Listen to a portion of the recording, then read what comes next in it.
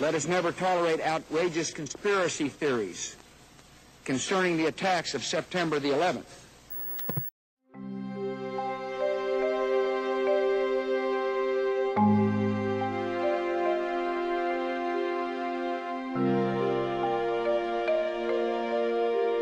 My name is Peter Michael Ketchum.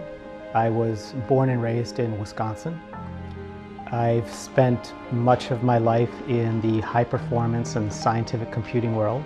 I worked at NIST for 14 years. Starting in 1997, I initially joined the High Performance Systems and Services Division, and a few years later was moved into the Mathematical and Computational Sciences Division. I also was chair of our Applied Mathematics Seminar Series and hosted that for several years. This is NIST, the National Institute of Standards and Technology. In the United States, standard setting is led by industry, but NIST plays a critical role in supporting, defining, and fostering that effort and coordinating it with the federal government. Over our long history, we have cultivated deep scientific roots that cut across a whole range of disciplines. NIST was given the task of investigating the World Trade Center collapses that of course happened on 9/11. Ranking Member Hall and members of the committee, thank you for this opportunity to testify on NIST's role in the investigation into the collapse of the World Trade Center towers. I was not involved in those investigations or writing those reports, but I was certainly aware that that research study was going on. NIST's role, as I understand it, was to investigate the collapses of the 3 World Trade Center towers, and by that I mean towers 1, 2, and 7, and determine why they had collapsed. The collapse of these towers was the worst building disaster in human history. Engineers, emergency responders, and the nation did not anticipate and were largely unprepared for such a catastrophe. I began to look into this in July of 2016. It actually came up in a conversation with a friend that I'd known for 30 years, and she mentioned something along the lines of, gee, do you realize there is some growing evidence that the official 9/11 narrative may not be quite what we all thought it was? I didn't do anything for about a month. I think I just let it sink in. But in the middle of August, I felt very compelled to start investigating. And in a very short amount of time, it became clear to me that NIST's investigation of the collapse of the World Trade Centers was not a sincere and genuine study. And I quickly became furious.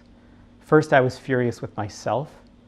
I couldn't believe that I had not noticed this before. How could I have not noticed this for the last 15 years? And that fury then quickly transferred to NIST, my former employer, who I had always thought very highly of, and always felt that NIST did research of the highest integrity.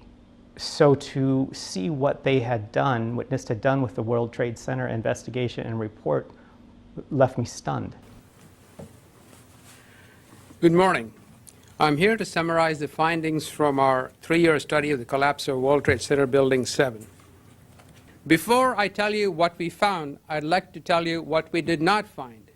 We did not find any evidence that explosives were used in the collapse of Building 7. We ran down detailed computer simulations of blast scenarios. This size blast would have produced an incredibly loud sound that was not recorded on videos of the collapse nor reported by witnesses. You want to call your mother or something? You gotta get back to me. You know that. You gotta get back. All right. I know. Keep your eye on that building. It'll be coming down. What became immediately obvious to me was that there was overwhelming evidence that all 3 of those towers, 1, 2, and 7, collapsed due to controlled demolition. And the NIST reports focused almost entirely on reasons due to fire and the associated plane crashes and jet fuel.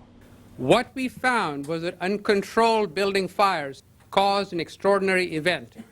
the collapse of World Trade Center 7 was primarily due to fires. What I saw was that the most likely cause, controlled demolition, was not investigated at all. In fact, it was dismissed in 1 or 2 sentences within the report.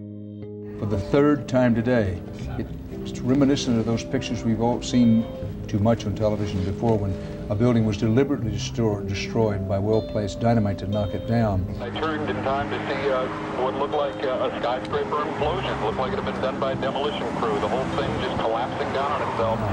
It was almost as if it were a planned implosion. It just pancaked. Dit is controlled demolition. Zeker weten. Zeker weten. Er is nagesprongen. Dit is in opdracht gebeurd. Dat heeft een team gedaan van experts. This is the first time that we're aware of that a building over 15 stories tall has collapsed primarily due to fire. What is special about Building 7, and I think why it has gotten as much attention as it has, is because it wasn't hit by a plane. So that cannot be used as a reason for why the building collapsed. Now, it did have some fires. They weren't terribly notable fires. They were rather modest, in my opinion.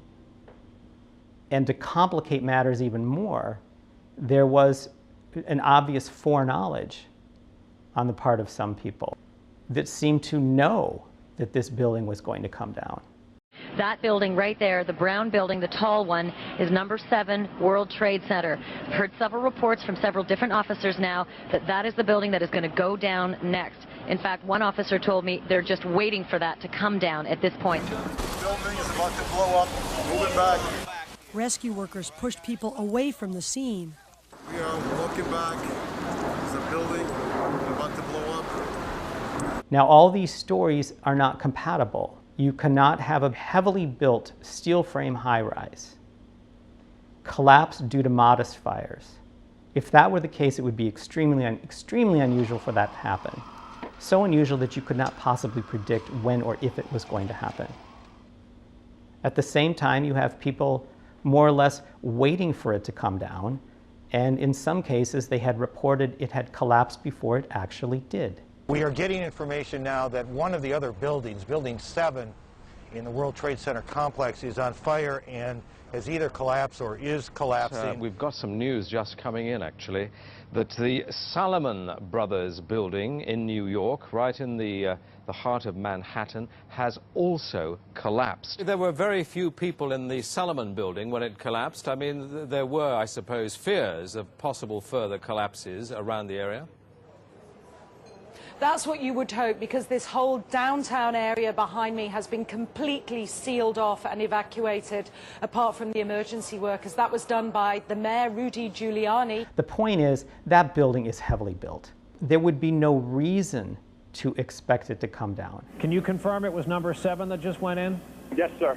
And you guys knew this was coming all day? We had heard reports that the building was unstable and that it eventually would either come down on its own or it would be taken down. We knew from the beginning of our study that understanding what happened to Building 7 on 9/11 would be difficult.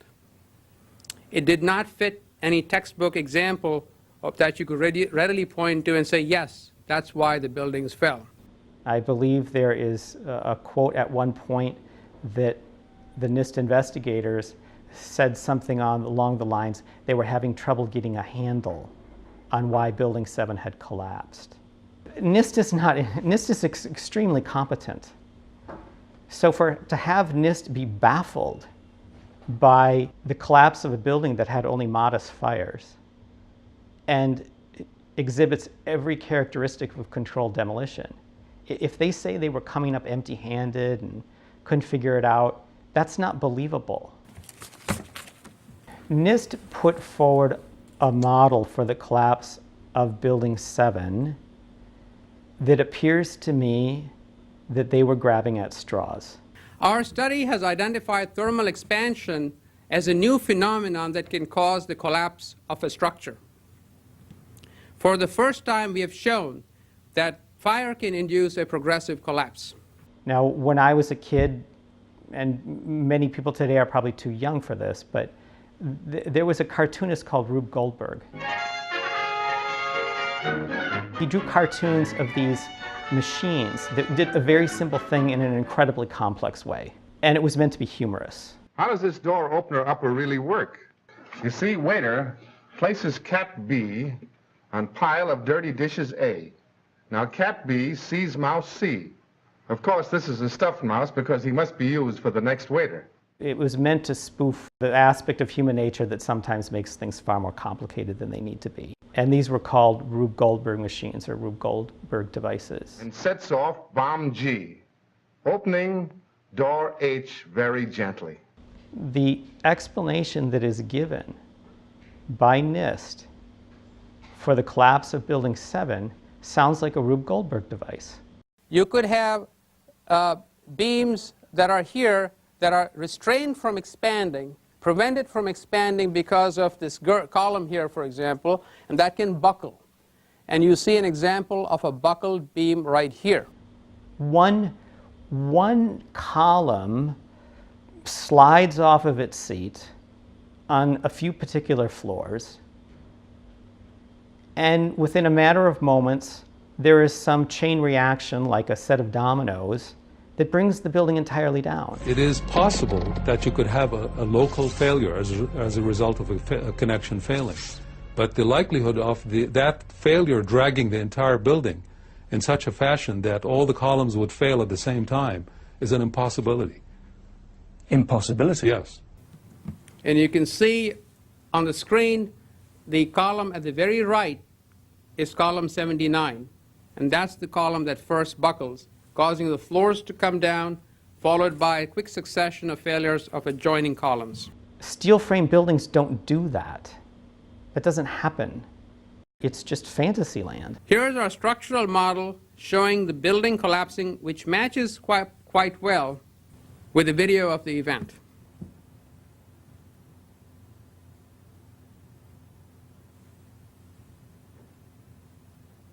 Does the model that NIST produced for World Trade 7 match what we actually saw? No. We heard this sound that sounded like a clap of thunder. It looked like there was a shock wave ripping through the building, and the windows all busted out. About a second later, the bottom floor caved out. The building followed after that. And, you know, I'm reminded of the old fairy tale of the emperor has no clothes.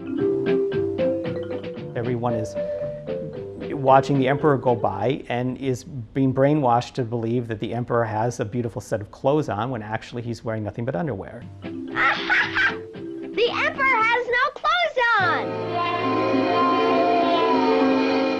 Now, what we see in the NIST model, first they only play the first few seconds of it. We only see a little bit of the building beginning to collapse. It is extremely atypical to build a computer model and create an animation of that model and to show only the first part of it.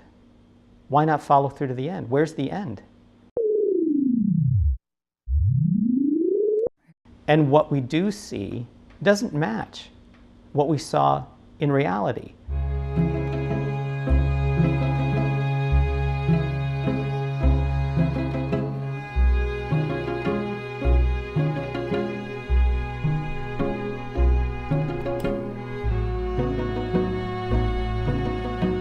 The animation for the NIST model of the collapse of World Trade Center 7 has the sides sort of kinking in and the top of it kind of bending funny. That is not what the video of the collapse of Building 7 shows.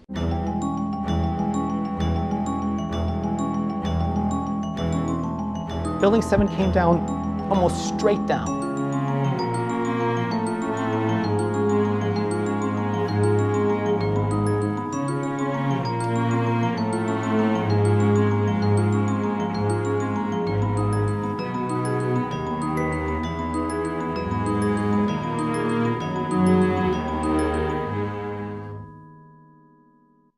This was clearly, the way the structure is collapsing, this was the result of something that was planned. This is not, it's not accidental that the first tower just happened to collapse and then the second tower just happened to collapse in exactly the same way. How they accomplished this, we don't know. One of the things I noticed in NIST's investigation and reports is this fixation on collapse initiation, as if all that was required was to investigate up until the point that the collapses initiate. No, there's a lot more to the story than that. In fact, that's stopping just when it's getting interesting. But NIST makes a 1 or 2 sentence summary along the lines of, and then the building collapsed completely. We were charged with finding out the cause of the collapse. And we found what happened. I think we've scientifically demonstrated what was required to initiate the collapse. Once the collapse initiated, the video evidence is rather clear. It was not stopped by the floors below, so there was no calculation that we did to demonstrate that, what is clear from the videos. To investigate only up to collapse initiation is only doing part of the story and leaving out a great deal. No, it may be that something fell off the building. It may be that something has fallen. We don't know, to be perfectly honest. But that is what you're looking at, is the current, that's the scene at this moment at the World Trade Center. Stan Daler from ABC's Good Morning America is down in the general vicinity. Dan, can you tell us what has just happened? Yes, Peter, it's Don Daler down here. I'm 4 blocks north of the World Trade Center. The second building that was hit by the plane has just completely collapsed. The entire building has just collapsed, as if a demolition team set off. When you see the old demolitions of these old buildings, it folded down on itself, and it is not there anymore. That should be it. Thanks very much, Dan. Completely collapsed. The whole side has collapsed? The whole building has collapsed. The whole building has collapsed? The building has collapsed. If the top of the building became unstable due to the weakening of columns, one would reasonably expect the top of the building to start to lean, start to creak, connections start to break, and the top of the building would simply fall off to the side and come crashing down on the buildings next door.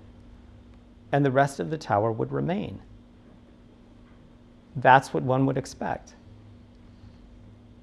Instead, we saw something quite different.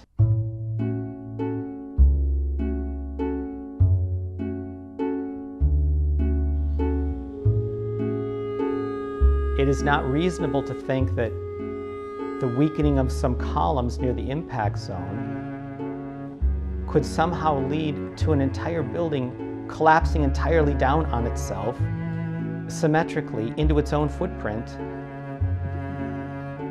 with nothing left but bits of dust. That's not plausible, that's not reasonable. Watch some of the videos of the collapses. Look for several things. Look for sudden onset.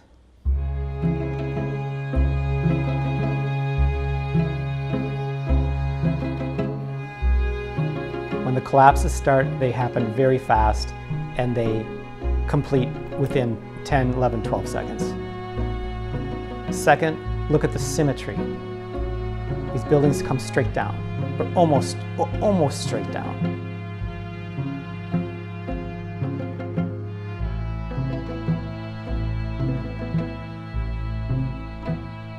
Asymmetric damage does not lead to symmetric collapse.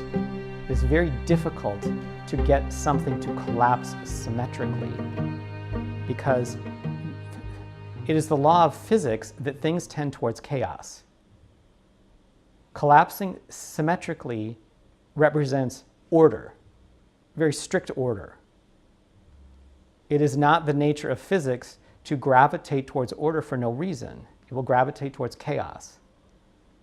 It is very difficult to get a building to collapse symmetrically. Mark Loiseau has been in this family business all his life. He knows what it takes to bring a building down. The largest steel structure we've taken down, which I think is still a Guinness record, is the J.L. Hudson building in Detroit.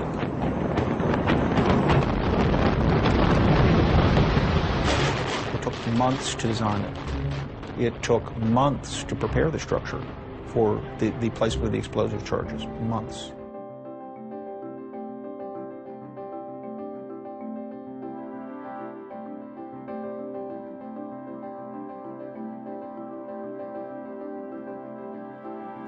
Third, look at the rubble that is left. It is not big pieces of steel, big chunks of cement. It is fine particles. Surprisingly, so little rubble. Where did all the rubble go? The concrete was pulverized, and I was down here Tuesday, and it was like you were on a foreign planet. All of Lower Manhattan, not just this site, from river to river, there was dust powdered 2-3 inches thick. The concrete was just pulverized. You have 2 110-story office buildings. You don't find a desk. You don't find a chair. You don't find a telephone, a computer. The biggest piece of a telephone I found was half of the keypad, and it was about this big. The building collapsed to dust. And they might also look at those videos to see the explosive nature of those collapses.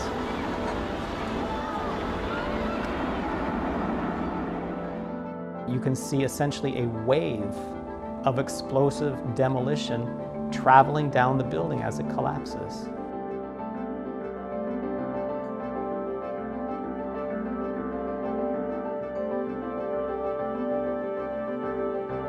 Explosions coming out of windows.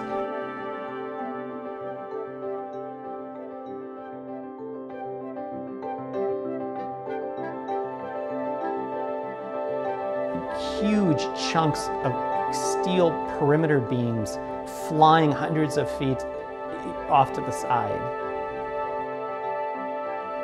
Steel does not fly off to the side hundreds of feet due to gravity. Gravity works vertically, not laterally. There has to be a force there, pushing it to the side.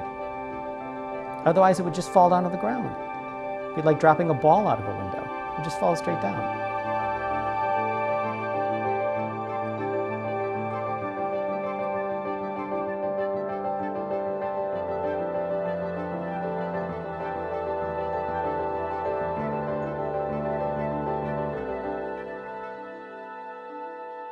Why did NIST issue a report that seems to do everything it can to avoid investigating the most likely cause, in this case being controlled demolition? Why would NIST avoid that? Why would they try to do everything they could to avoid that? The only thing I can do is make some guesses, and I emphasize the word guess.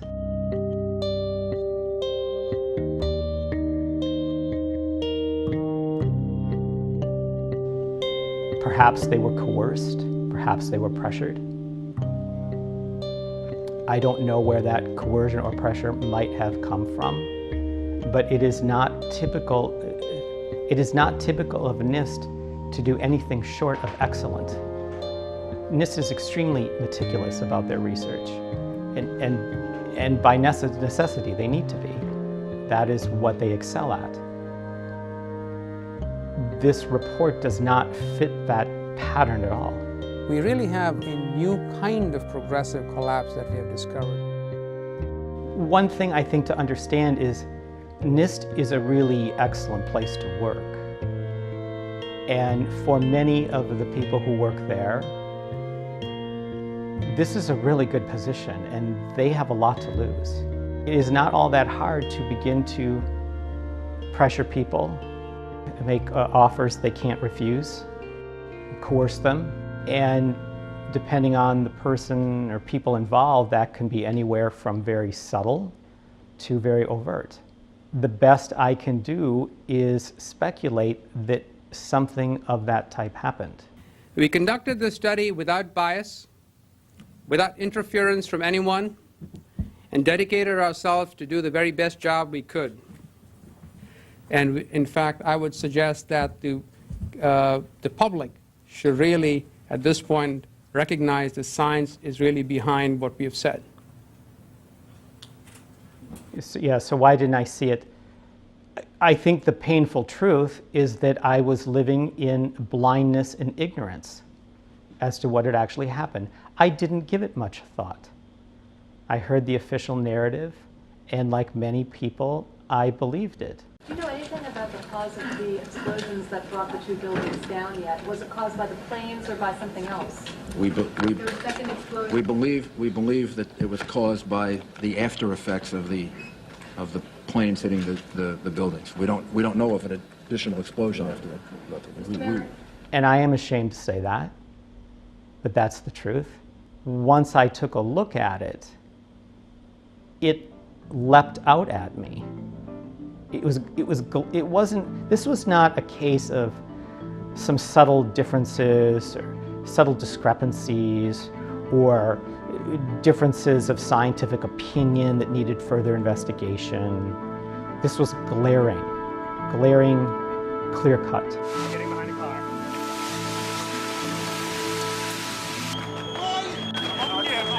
Don't have oxygen.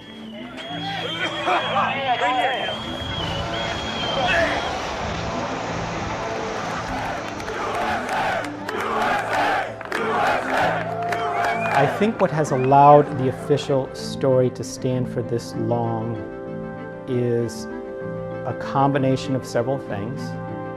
One is complacency, another one is fear, and the third is ignorance. There are probably many people that just have not looked at it, don't understand it. They just simply are not aware. In other cases, it's complacency. They have a sense of what might be going on, but they're maybe not too interested in putting the effort into finding out. And there could be others that have a very strong sense of what they think is going on, but they are gripped in fear, they're paralyzed in fear.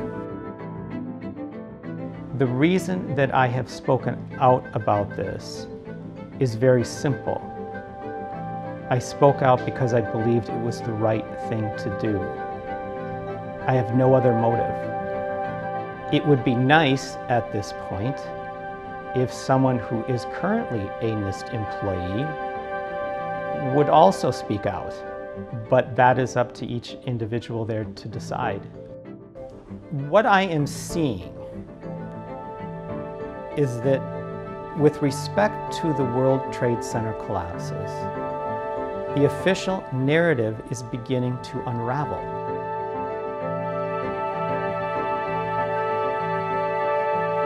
I think there is a good chance that that unraveling will continue and perhaps accelerate.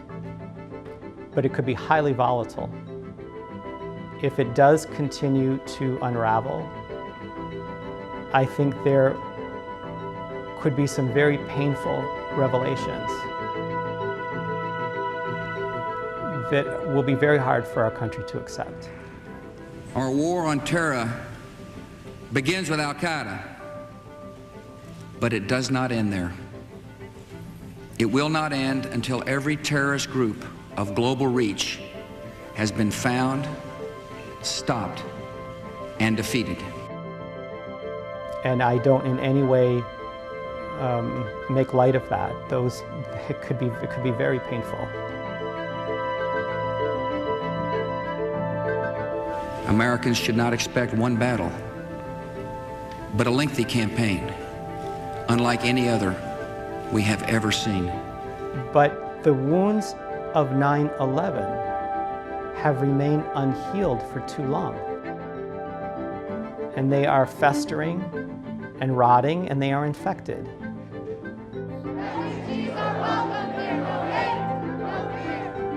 When you have a wound on the body, one of the first things you do is you wash it out with hot soapy water. And then you bandage it up. And yeah, it hurts. It hurts while you're washing it, it stings.